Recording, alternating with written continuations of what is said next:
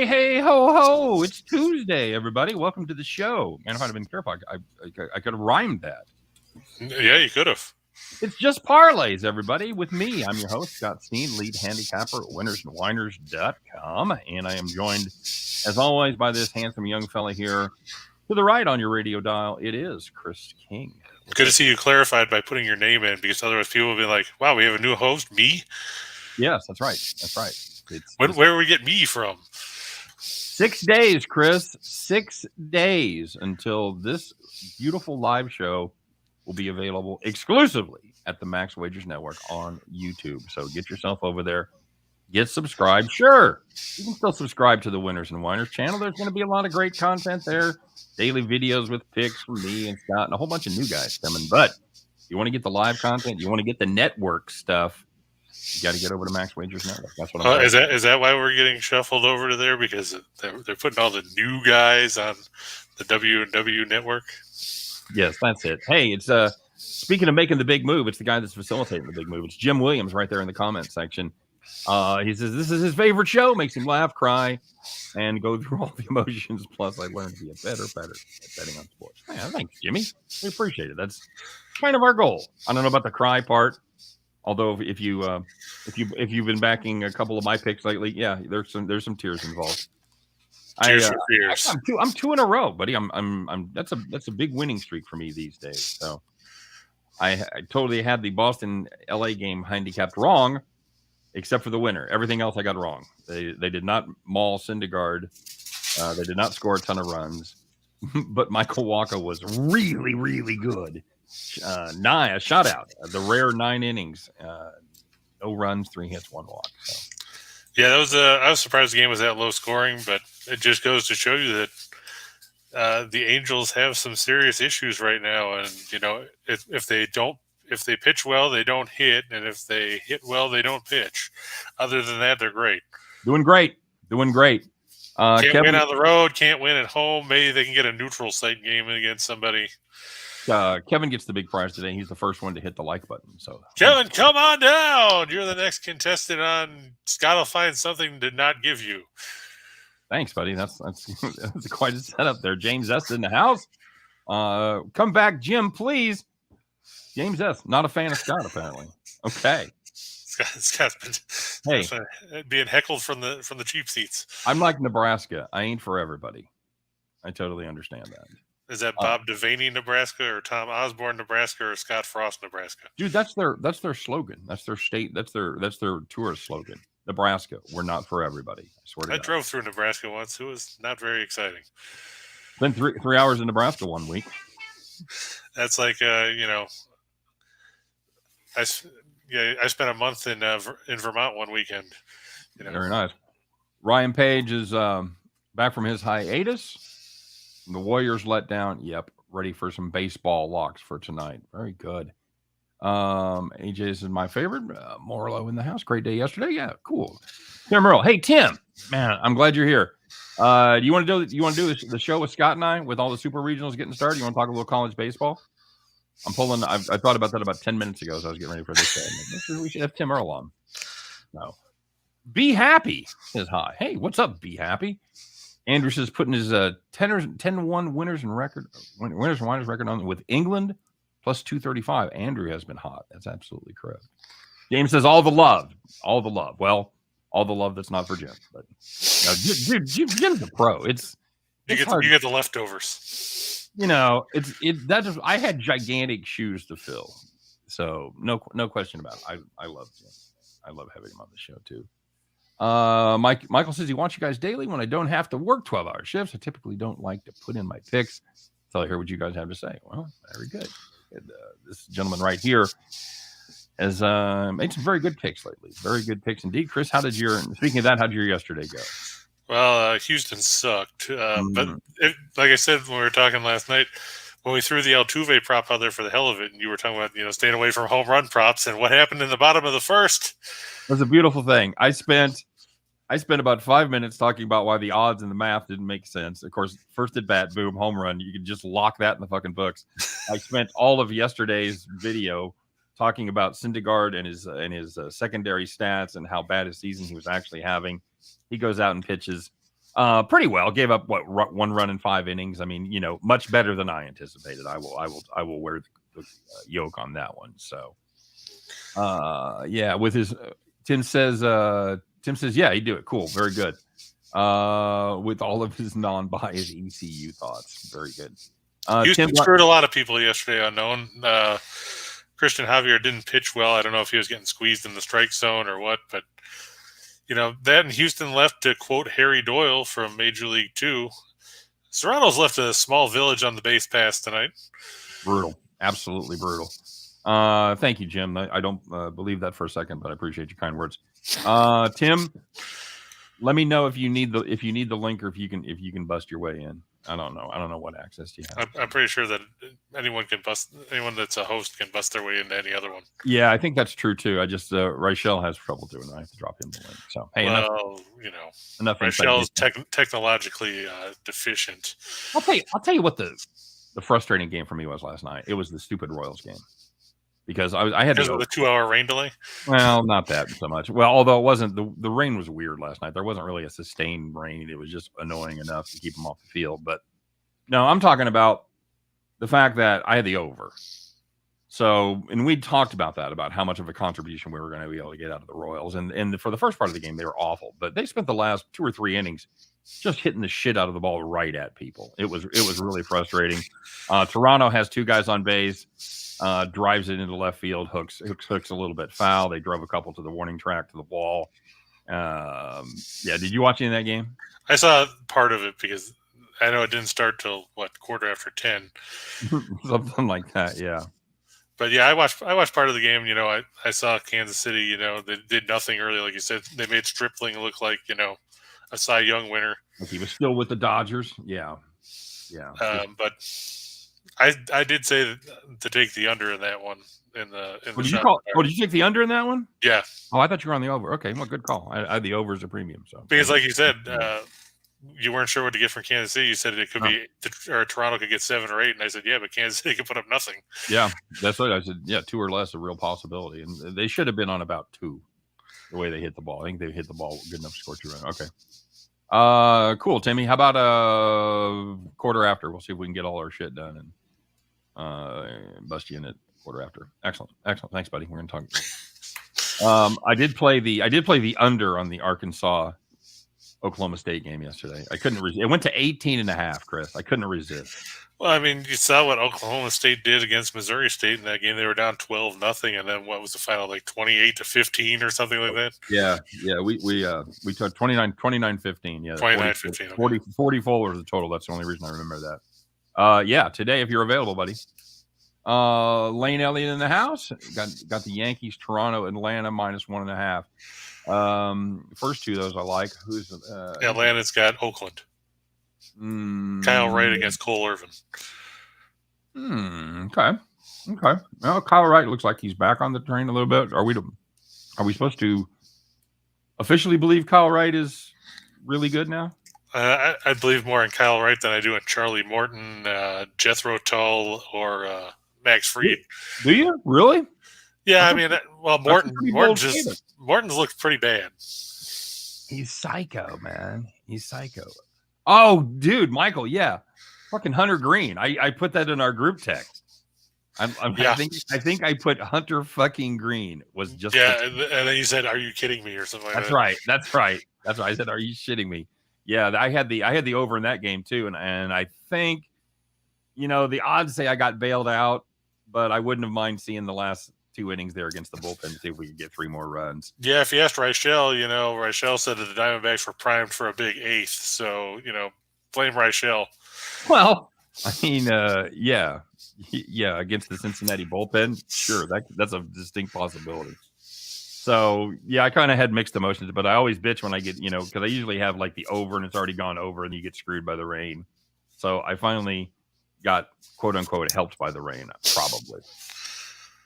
As Creedence Clearwater Revival said, have you ever seen rain? I have been seeing it for the last 2 days here, man. It's like living in Colorado or Florida where everything just gears up in the afternoon. It's beautiful during the day, and it just cranks up as the sun starts to go down. So, I mean, when I was in Arizona, I always remember, you'd look outside, you'd have monsoons for about 15 minutes, and then the rain would stop, and then 10 minutes later, you had steam coming off the sidewalks. James S. says, when are you guys going to start talking about college football? I got my first game for my parlay Thursday night, West Virginia versus Penn State, taking West Virginia plus the 6. Scott and I will probably start talking about it, late July, early August. There's just, we're not probably going to go through recruiting stuff. As hockey and basketball go away and we feel some content, we'll probably start taking some preview looks at the NFL and college football as well. Now, Chris, it's going to be a little more difficult for this show because this is pretty much all about what parlays are we playing today, right? Right, but I mean, like you said, as stuff goes away, you're going to have to try and come up with ways to improvise. And, I have no problem talking about other stuff if people have questions and things like that, as long as it doesn't, cut out what we're here to do. Yeah, well, that's you've got me to keep us on track, so that's scary right there in and of itself, because I'm the king of these. Oh, look, squirrel. So don't forget gum wrapper. Don't forget to like. I did talk about making sure you get subscribed to the Max Wagers Network, which is worth saying again. Get your ass over there, hit that subscribe button. Don't miss a minute of all the exciting content. Great content like Midday Money with Sean Higgs at noon. 1 o'clock is Allie Burns giving you Morning Wood. 2 o'clock, it's these handsome fellas right here. I roll it on over to Studio B at 3 with Scott Reichel.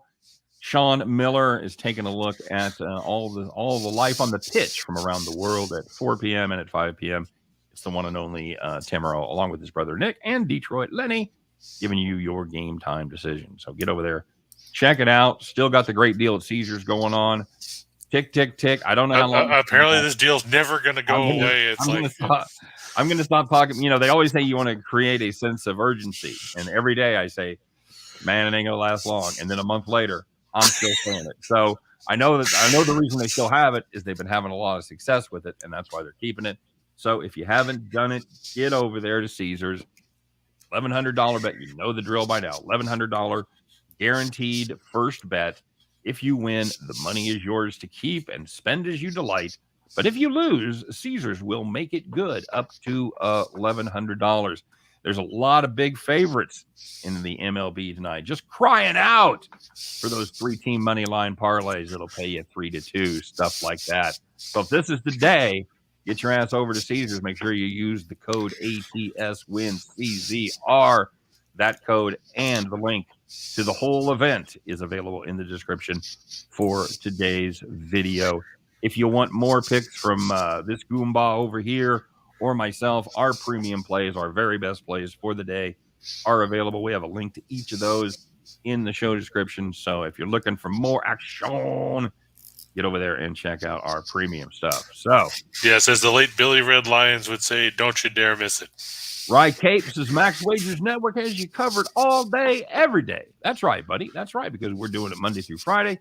On Saturday, you can download our NASCAR show with me, Chris, and Scott, and the aforementioned Rye Cape, a fine NASCAR handicapper in his own right. Classing up the joint is what he does when he starts. When he comes in, he's like, that's the guy that knows about all the tracks, and we educate ourselves week by week. We're probably a little better than average at NASCAR at this point, but Rye is actually very good. So, yeah, we're going to Sonoma this week. King definitely needs a handler. Absolutely, everybody needs a handler, man. Everybody needs a handler.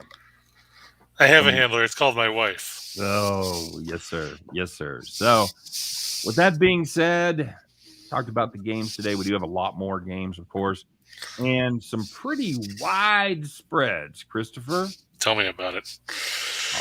Well, I think we're going to tell everybody about it. So let's get to it, buddy. What do we got for today? Well, guess what? I'm going to go right back where we were yesterday.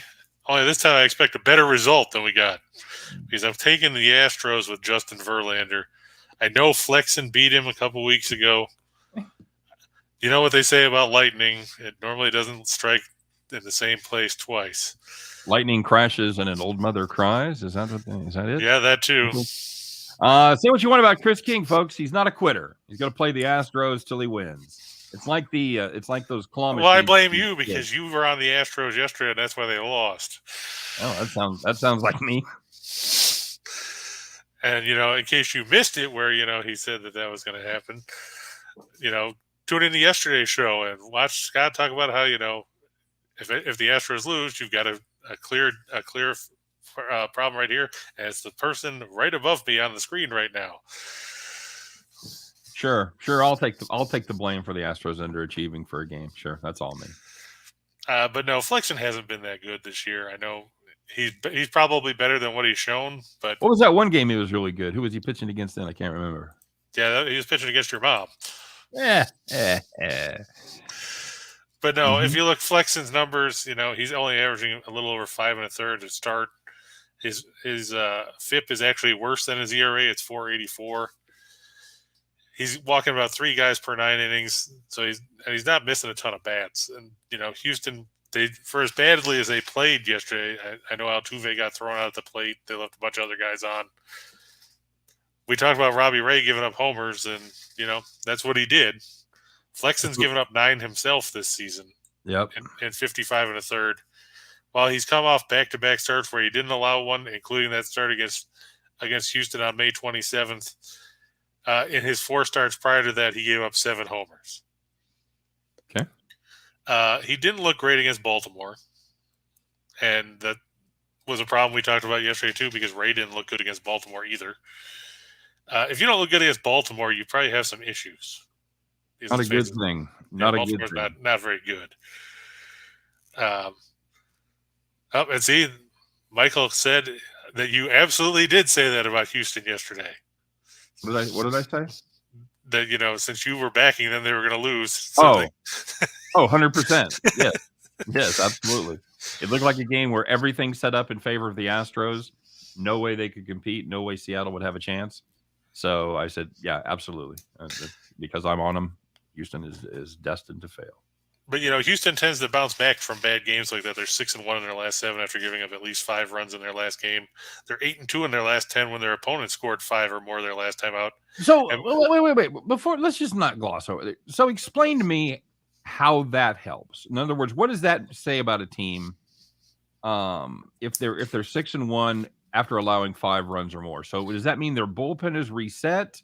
Because I think they didn't have to use as many good names yesterday, and so you're saying the bullpen is fresher because maybe the starter blew up early and they put the B squad in there.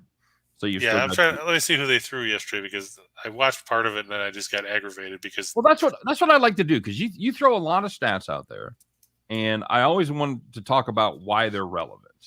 I want to give everybody out there watching and listening an idea about why it matters if they're 6-1 after giving up 5, because that's one of the toughest things to do as a handicapper, is separating just the white noise from the shit that matters. Because especially in baseball, because you can just inundate yourself with stats.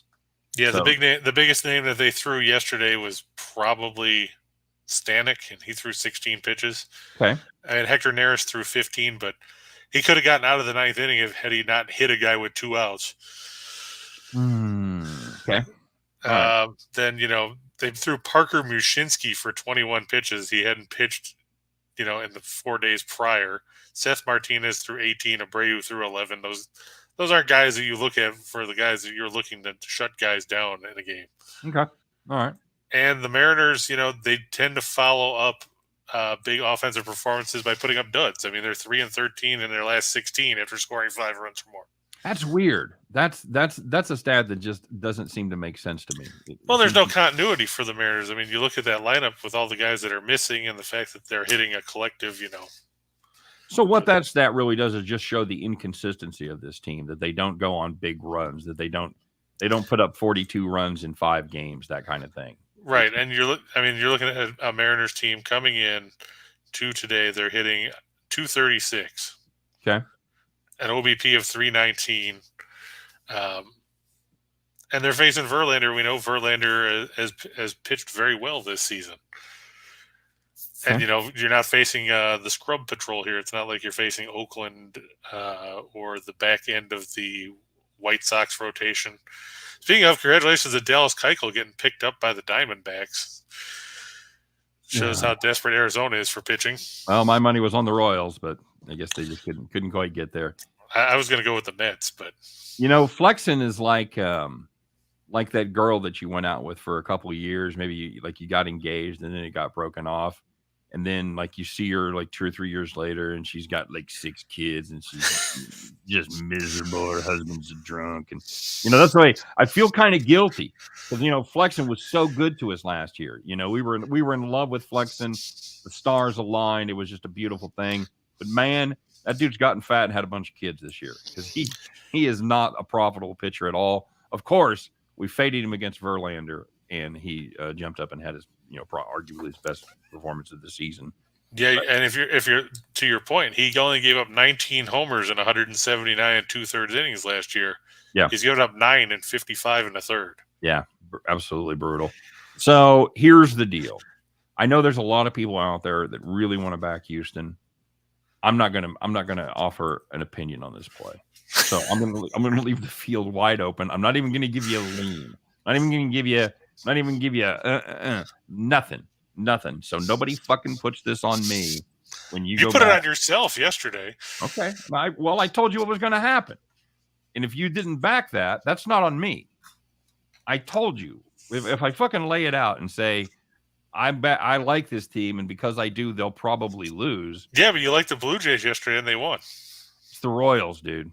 There's a lot of difference between the Mariners and the Royals. The Mariners are close to a competitive team most games. The Royals are not. They are only competitive when I fade them. There you go, folks. So the Royals suck. So take the Astros here, says Chris. Speaking of the Royals sucking, that dovetails nicely into our next. I was just going to say, Chris, don't you almost have to take the money line, the run line there for any value? Yeah, you do. At 115. Okay. All right, bring it on, buddy. I can take it. The Royals suck. More rain in the area tonight, by the way. Probably hold off for the game. So we now I put up 2 money lines up there because like Scott said, there's not a ton of value on the run or on the money line. So with the run line minus 1.5 is minus 130. If you think the game's going to end up like last night, you can get plus money at minus 2.5. Scott, do you have any faith in Brad Keller? Would it be a backhanded compliment if I say I have more faith in Brad Keller than the average starter for the Royals? Sure, why not? Does that mean anything?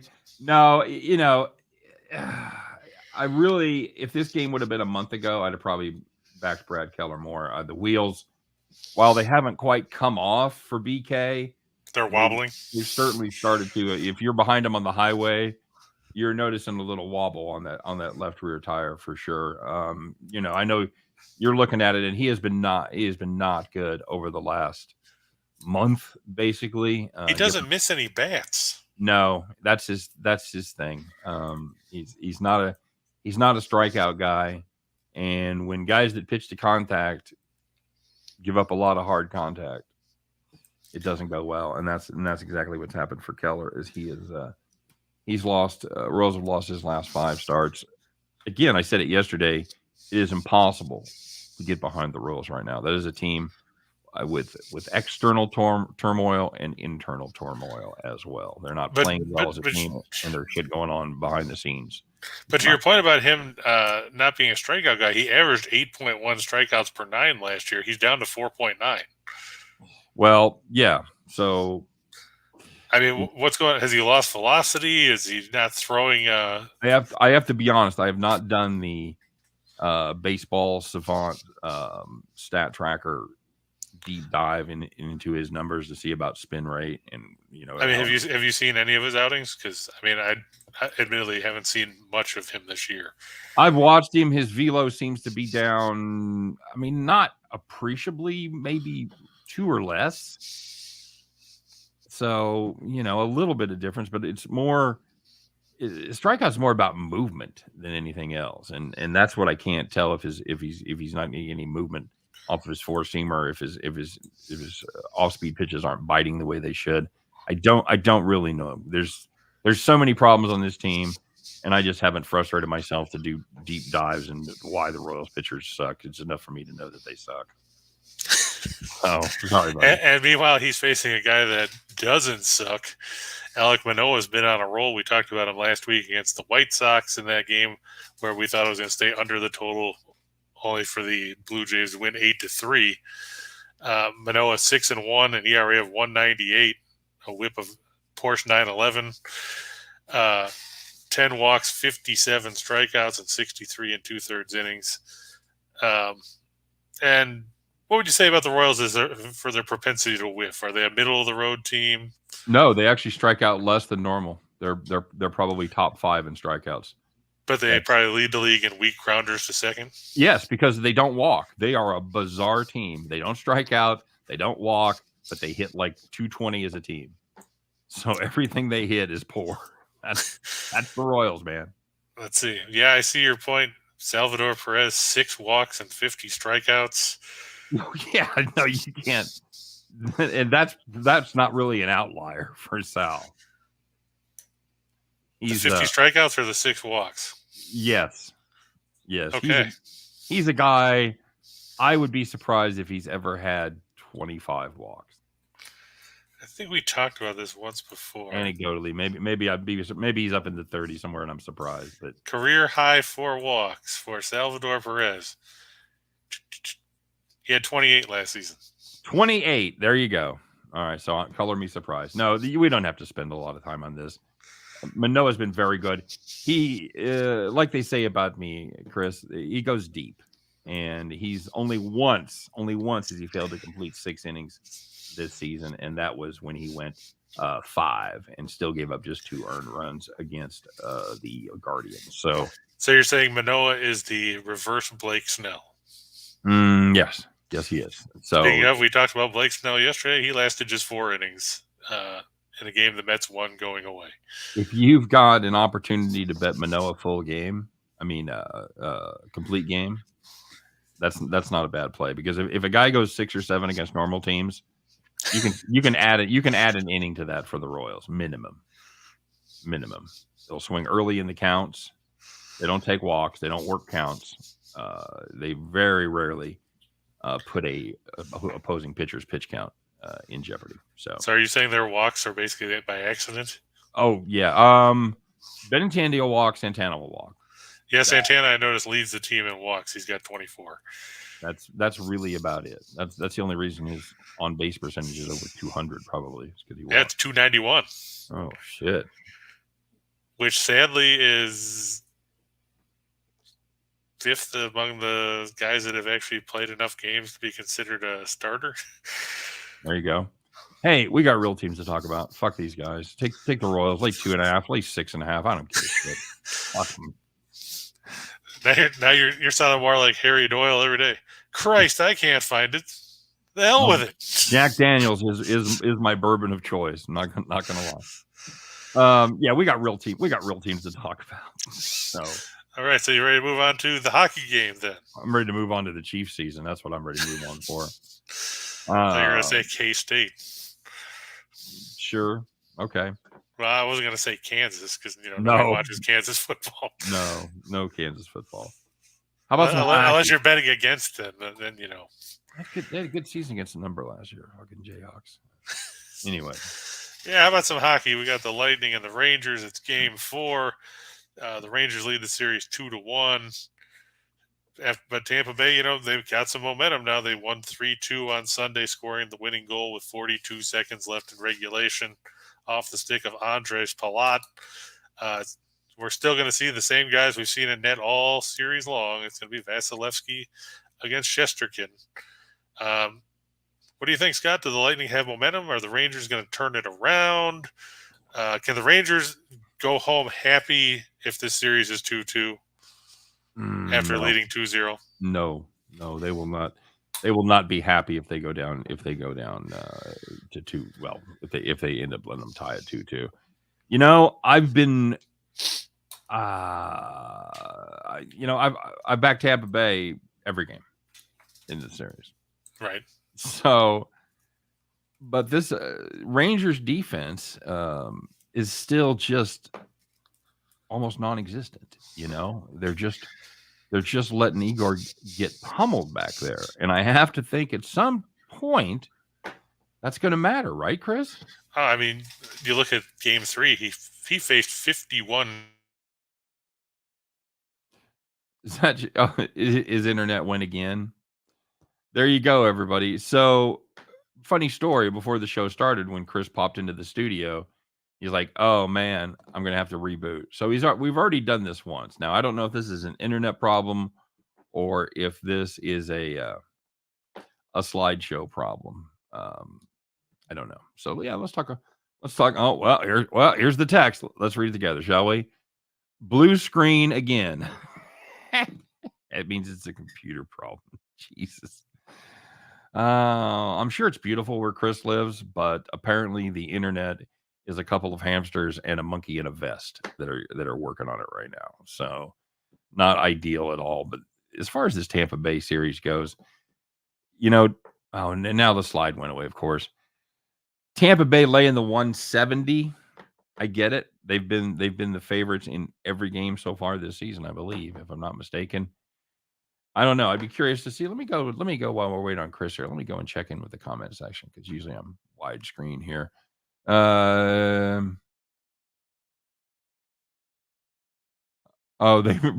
He broke his curse and you will too.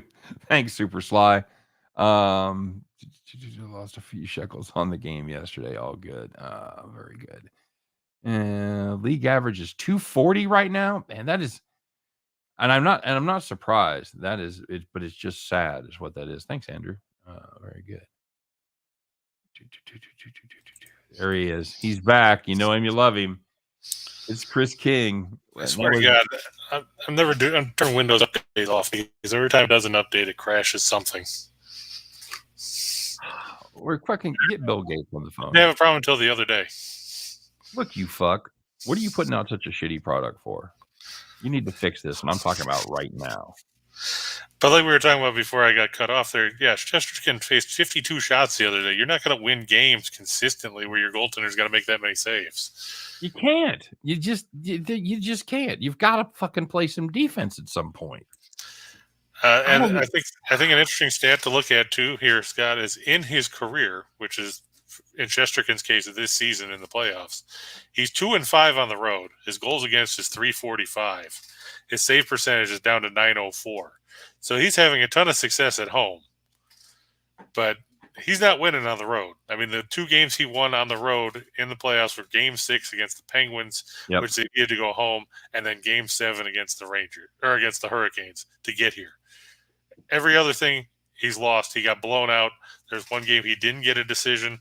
Was the Game 1 when he gave up 4 goals on 15 shots in Game 3 against the Penguins. Right. I mean, but when you see your save percentage is down to 904 on the road, and you compare that to he's got an 8-2 mark at home with a goals against of 213 and a save percentage of 944, you're talking about a 4% drop in your save percentage in that just from playing on the road in the playoffs.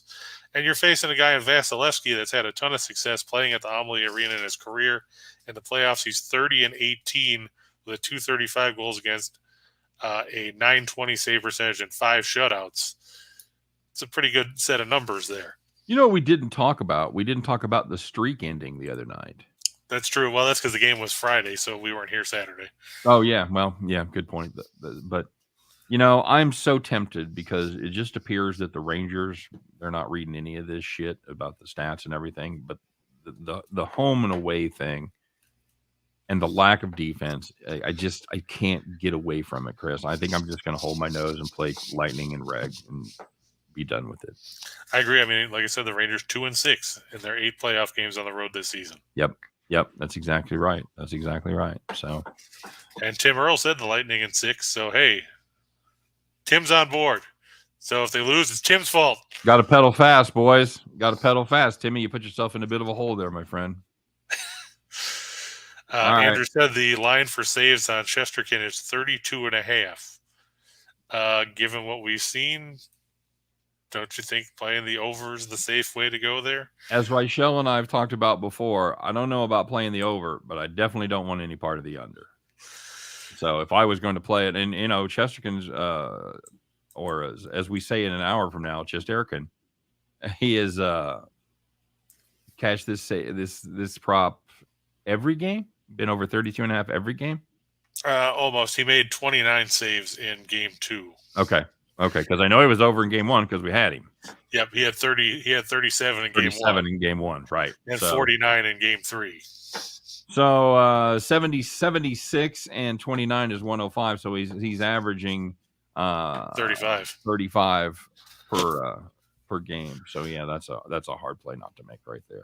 Yeah, and going back to the last 2 games in the Carolina series, he's topped 37 and 37, and then he had 31 in game 5. So you can say, well, the Rangers need to do something to fix their defense. Maybe they'll get their defense fixed. Well, they haven't fucking fixed it yet. They haven't fixed it in 2 other series in the first 3 games of this one. So if you have some magic in your bag of tricks, I'm guessing they would have pulled it out by now. You would think so. I would. Give me the Lightning in regulation. Take them on the puck line either way. So to go back to the well that you used the other day, you're going to ride the Lightning? Ride the Lightning. I'm going to ride the Lightning, buddy. Just like the dude in the Green Mile. Or Metallica. Yeah, sure. There you go.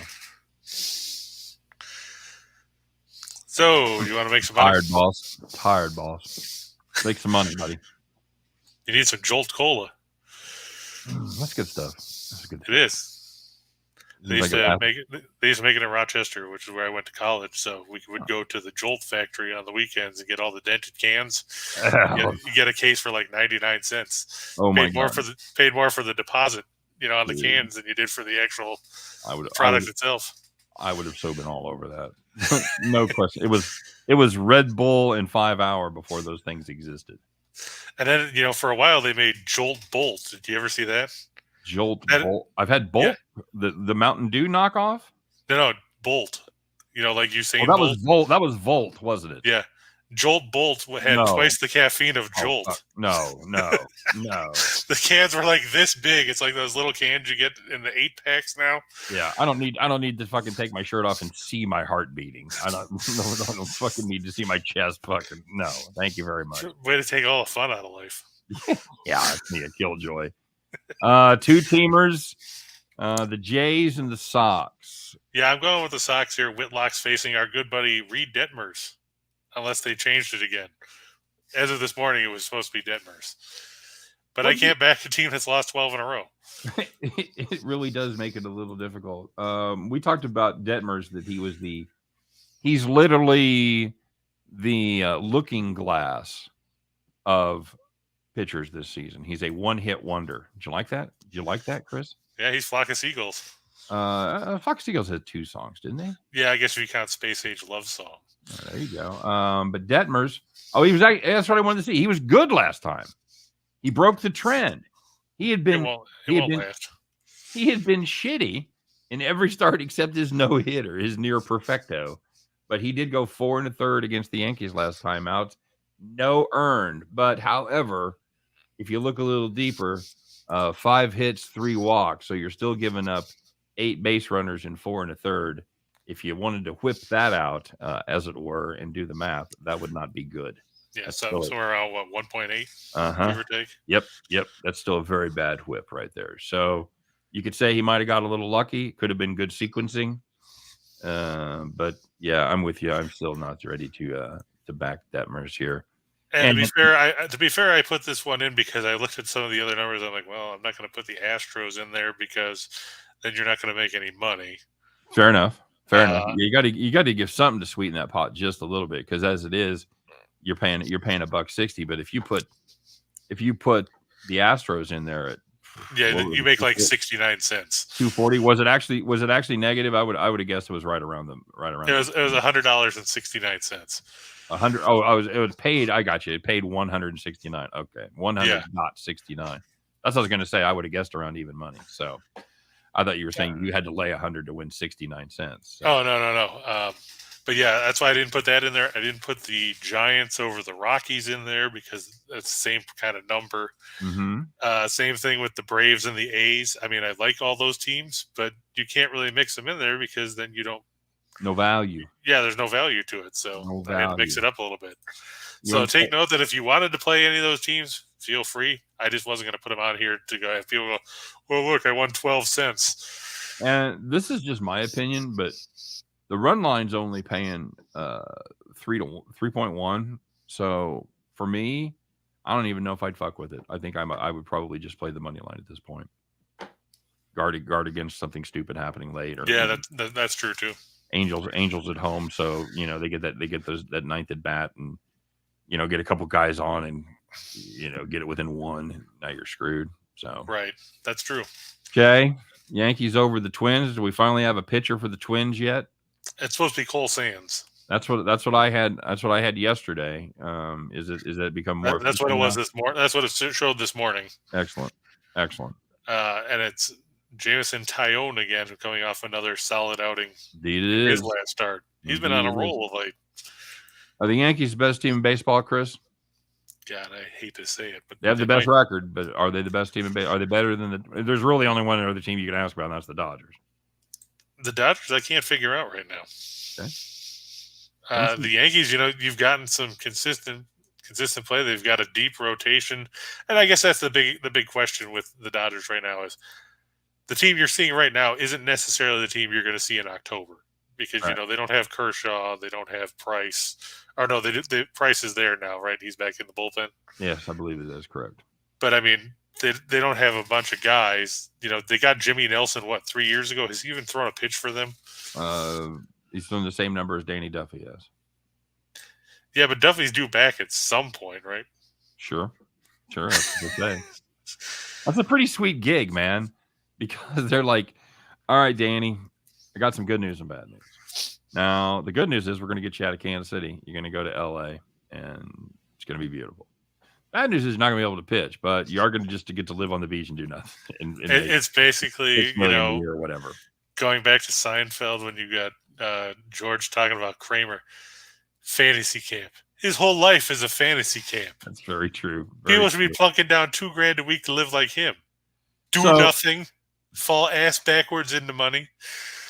So I asked if there's only one team that compares to them than the Dodgers. Am I wrong? Is there another team you'd put on the same stratosphere? I'm sure Tim will tell you that the Mets should be up there, but the Mets are in a similar situation with the Dodgers. You don't know when their pitching's coming back. Yeah, because now Scherzer got bit by a dog. So there's that. I mean, the Mets could be good. They could wilt like a head of lettuce in the sun, like they did last year down the stretch. But you don't know what to expect. And we talked about the Lightning ad nauseum about the deficiencies on the defensive side. Or the New York Rangers. Can Igor stand on his head for another game? He can stand on his head, but it still might not be enough. Right. He can get 48 saves and still lose. That's brutal. I mean, look at the game. Look at the first game of the playoffs for Shesterkin. He made 70-some saves in that triple overtime game and lost. Yep. Exactly right. So there's your odds on that one. We're almost identical to the money line on the first play, 161 on 100. However, a little more value because of the hockey game there, because you've got $1.25 difference between the puck line and the money line. So you're getting a little juice there, a little 420 action on your $100. So that's your options right there with those 4 games. Very good, Chris. Let's move on, shall we? All right. I saw somebody talking about Graham Ashcraft in the comments earlier. Boy, the Reds might have stumbled onto somebody they could pitch. Now, if only he can avoid what happened to Connor Overton, who pitched well in his first 4 starts and then went on the shelf. Right. But, they're facing the Diamondbacks. Arizona's throwing Tyler Gilbert. Not impressed. Not to be confused with Logan Gilbert, because when I first saw that, I was like, "Oh, that should be a dead solid under." Wait a minute. That's not the Logan Gilbert team. That's Tyler Gilbert. Yeah, and Tyler Gilbert 0-2 with a 5.02 ERA, a 1.116 WHIP, 4 walks, 12 strikeouts. Here's the sad part, Scott. He's given up 5 homers and 14 in the 3rd innings, and you're playing in the Great American Ballpark. Not good, Bob. Not good. It's also getting to be summerish time, so I wouldn't be surprised to see the old wind blowing out there towards the river. I don't know. And Gilbert's FIP 684. Not good. Not good at He's all. giving up 3.1 homers per 9. I know it's a small sample size, but when you're giving up 3 homers per 9 innings, you got problems. See how many home starts he's made. Well, he's only made 2 starts, and and one was at home against the Dodgers where he only gave up 1 homer. He gave up 4 in Dodger Stadium. Yeah, at Dodger Stadium, gave up 6 earned and 5 2/3. That's not good. Yeah, and 4 long balls. I'd be tempted by the total here, but again, it could be a Kansas City situation where you don't know how much contribution you're going to get out of one of these teams. Yeah, look at yesterday. I'm fine. I'm fine with the Reds here. I just total's 10. Yeah, I'm not getting involved in that. I don't blame you. I'd lean under just because I don't think the Diamondbacks are going to give us much. And Nathan just asked about Cal Quantrill for Cleveland. Guess what? There he is, right there in the second line, right there. Yeah. The game's going to start in about half an hour. The Guardians making up for last night's rainout. It's Quantrill and John Gray. Not to be confused with George Gray. Name you're familiar with, aren't you, Scott? George Gray, the host of Weakest Link. Yes. Now, is that the same guy that's now on The Price is Right? Yes. On The Price is Right. Same George Gray, right? Yes, it is. He was a good dude. He was a stand-up comic. So that's what I had heard. Yep. So we talked. This was the same matchup we talked about yesterday, right? Right. Yeah. The nightcap is Hearn and Pilkington. Yeah, that's where things can get weird. But this is actually, so it's everybody. It's the nightcap will be on their scheduled day, and the other guys have just got an extra day's rest. But it's the same matchups that were scheduled. Yep. Okay. All right. So what we're going to do here is we're basically just fading John Gray. Quantrill's been good. Yeah, he's pitched well lately. But I think this is mainly a fade of John Gray for me. Yeah, and if Cleveland can score a couple of runs, it'd be nice because Quantrill doesn't necessarily get a ton of run support. That's a great price. That's like finding shit at the dollar bin at Target. That's minus 115 is a great price right there. In a day where everything is $5 gas with all these games where everything's fucking expensive, here's your cheap one right here, buddy. Here's your electric vehicle. Quantrill 6 quality starts in his last 7 outings, by the way. That's good. I hear last 3, he's allowed a total of 6 runs in 19 1/3. So he's got a 2.79 ERA in that stretch. Solid. 4 walks, 13 strikeouts in 19 1/3. He came off a win against Kansas City in his last start. Pitched well against Houston before that. Okay. Thanks for bringing something that meant something to that conversation. You beat the Royals. Woohoo! Hey, Jump on this motherfucker. You take the wins where you can get them. No shit. That's no lie, and it's usually right down the end of that road, right there. Okay. I'm gonna take the Rays over the Cardinals. Jeffrey Springs over Dakota Hudson. We've talked about Hudson being another one of those guys that's trying to learn how to be a starting pitcher, and it's a steep curve.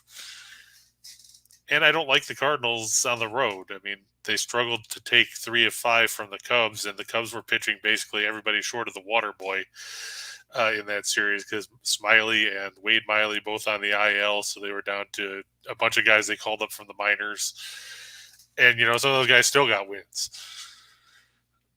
And then Milwaukee, I look to go over, team total over 4. They're not going to be as bad as they were against San Diego over the weekend. Ranger Suarez going for the Phillies.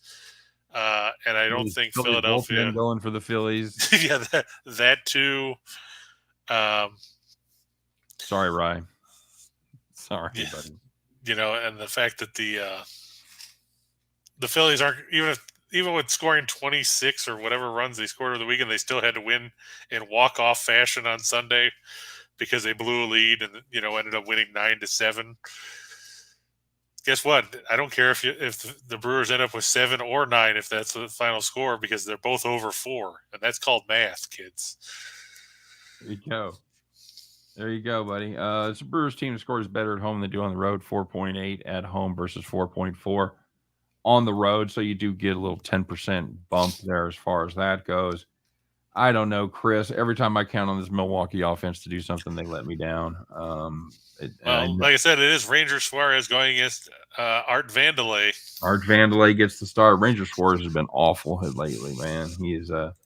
He has not been good, my friend. He gave up 2 and 4 and a third his last time out, and that was the highlight of his last couple of weeks. Yeah, 2 runs on 5 hits, 3 walks, 5 strikeouts. He hasn't gone further than 4 and a third in any of his last 3 starts. Nope. Got hammered against the Dodgers, got hammered against Atlanta, and did okay against San Francisco in a game that they ultimately lost. He's on a 3-game losing streak. Yeah. Interesting stat for you there too, Scott. The over 6-1 in Suarez's last 7 starts. If you were looking at the total in that game. Okay. I got to be honest, buddy. Those last 2 picks, they could hit. I don't love either one of them. That means they'll probably hit because Scott's terrible. Lock it up. If you like the first 2 and you're like, wait a minute, the fat guy doesn't like these 2. Okay, I'm loading up. I'm loading up on the 4-teamer. If you were to load up on the 4-teamer, $100 will get you 879, 8.8 to 1. And on the run line, because you know what, good teams win, great teams cover. 28 to 1, Chris. 28-10 on a hundo. Oh, if you think that's big, wait till you see the number that comes up on this one. Well, ready for this? I'm ready. All right. More than 1,000 to 1. Holy shit! Holy shit! It's another Kentucky Derby superfecta there, buddy. Yeah, got a bunch of numbers in here. You know, I'm going to take the Dodgers over the White Sox. We're talking about teams. You know, the White Sox have just been terrible. They can't hit. And Mitch White's going for the Dodgers. Scott, your favorite Los Angeles fill-in. The only thing that's keeping the White Sox in this game is probably going to be Kopech because he's pitched pretty well. Kid's good. The question is, can the kid hold up against the Dodgers? Well, apparently it's easy to make the transition from the bullpen to the starter if you were a starter to begin with. This is true. So they drafted him as a starter, put him in the pen, and then they're like, okay, it's time. So it's time. It's Vader time. Good for Kopech. Yeah, I mean, he's got some good stuff. I'm not going to take anything away from him. I just don't think the White Sox can put up enough runs. Okay. Then we've got the Padres and the Mets. I know a lot of people are excited about the Mets after yesterday's game. Here's the thing. This game's at Petco Park. And one thing, if you look at splits, Darvish 2-2 with a 5.82 ERA on the road. At home, he's 2-1, a 1.71 ERA, an 0.68 WHIP, 5 walks, 25 strikeouts, and 26 in the third. He's given up just 13 hits, and opposing hitters have a 196 on-base percentage against him there. Yep. That's Darvish has been dominant there at Petco. No question about it, buddy. Because on the surface, this would appear to be a game that I normally wouldn't want to get involved with. 2 pretty evenly matched teams playing pretty good ball right now. But with Darvish at home, that's impossible to fade. Yeah, I mean, Darvish did take a loss in his last home start, but he gave up 2 runs on 3 hits at 6 2/3 and a 2-1 loss to the Brewers. Yeah, what are you going to do? There's that Brewers offense again. Yeah. I'm going to take the Tigers over the Pirates. Scooball's pitching tonight, Scott. You know who he's pitching against? Somebody terrible. The Q-Man. Oh, who? The Q-Man. I don't know who that is. Jose Quintana. Oh, I'm thinking Johnny Cueto, even though I know his name starts with a C. I'm like, I don't know, man. Who is Q? Yeah, Quintana, you know, he's still averaging 5 innings a start. Okay. His ERA is 2.32, but his FIP is 3.16. He's not missing a ton of bats. He struck out 41 and 50 in a third. But like you said, like we've talked about before, Scooball, you know, maybe he's learned how to pitch now. Yeah. Because we've talked before about how he gives up a ton of homers. He's given up 2 in 58 and 2/3 innings. Got a whip below 1. His ERA is 2.15. His FIP is 2.01. Good. It means that he has been pretty much pitching right where he should be. You know, I still can't put Quintana on the Pirates. You know, if you ask me like who does Quintana pitch for, I would really have to think about it. Like, oh yeah, Pirates. So. And here's one more stat for you, Scott, about Scooball. Last 5 starts, he is 3-0. His ERA is 0.84. Yep. Opposing teams hitting 157. I've been preaching about him for a long time, but we've been talking about it on the show for his last 3 starts. So hopefully you guys have been able to ride him. Yeah, he's got four scoreless outings in his last 5 starts. He gave 3 runs on 5 hits and 7 innings to Cleveland in a 4-3 win, May 26th. Outstanding. He's coming off 7 shutout innings against the Twins. You don't usually have to give me a reason to fade the Pirates if you put Screwball on the mound at a decent price. Yeah, Quintana's been decent, but I'm all in on Screwball right now. Marlowe, I like the Cubs against the Orioles. I just didn't put them up here because there's only so many spaces. And apparently, from what Scott was saying in the pre-show when we were talking about stuff, apparently Joan Adon is pitching for the Nationals. When I was looking earlier, they were still saying it was Evan Lee. If it's Adon, you definitely have to fade Washington. Got to do it. Even if it wasn't, you probably have to fade Washington anyway. Yeah. Did you say you only had so much space? So wait a minute. You give out 14. You give out 18 picks a day. You couldn't squeeze it in there. Well, no, because I like to mix in some player stuff too. I'm just fucking with you, dude. I don't care. Tell me about Keegan Thompson and the fact that he left Saturday Night Live. Apparently. Yeah, well, he's 6-0, so I mean, I guess you can leave Saturday Night Live when you pitch that well. Been good. Yeah, 38 strikeouts and 45 and a third. He's coming off a win over St. Louis in his last outing. He's won his last 4 appearances. Okay. I think he'll go over 3.5 strikeouts. Baltimore, a bit of a free swinging team, as we've noticed. So you're going to fade Ranger Suarez as a pitcher, but you think he's going to get some strikeouts. Yeah, I mean, I think he's going to last 4 or 5 innings, but Milwaukee, they're supposed to get some guys back. Hunter Renfroe is supposed to be back, but we know that he's pretty good at generating wind energy. And Milwaukee's, like you said, they've had their issues at times, but the Phillies bullpen is going to be there, so I mean, it all works out. Very true. And you got the under in this one. The only reason it didn't go under in the first one because I was on it. I gave out the rare hockey play, and of course it was destined to fail. So that's right, Bronco. What's up with that? What's up with Bronco is now he's going to go down the Bronco is the one that went down the 1910 Fruit Gum Company rabbit hole. Yummy, yummy, yummy. I got anyway. There was another band that did something like that. They were called the Ohio something, not the Ohio Players, but something about a railroad. And I can't think what the fuck it was. But anyway. The Ohio Railroad. No, not the Ohio Railroad. All right, we got to roll. Stamkos over 3.5 shots plus money. Yeah, so is Kucherov. Plus money. Beautiful.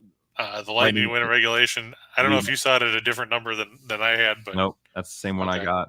And Kreider over 2.5 shots. The Rangers, they're going to have to be more involved offensively. They can't just sit back and. And as you mentioned, pretty good payout here, $96,000 on $100 at 960 to 1. If you wanted to juice it up, say, you know what, I like to crank my difficulty level up to a maximum on all the way to 11 on a 10-team parlay. You can do that, and if you were to do that, it would pay you $23.90 on $1, $2,090 on $1. Or if you wanted to jump it to $100, how about $250,000, Chris? $239,644. And if you do that, make sure you send some to me because I would. You can donate to the Me Foundation because that way I get better stuff. If somebody gave me a 10-teamer and I won $240,000, yeah, there's a $50 bill with your name on it. All right, kids, that's gonna do it for the show. Any final thoughts, Chris?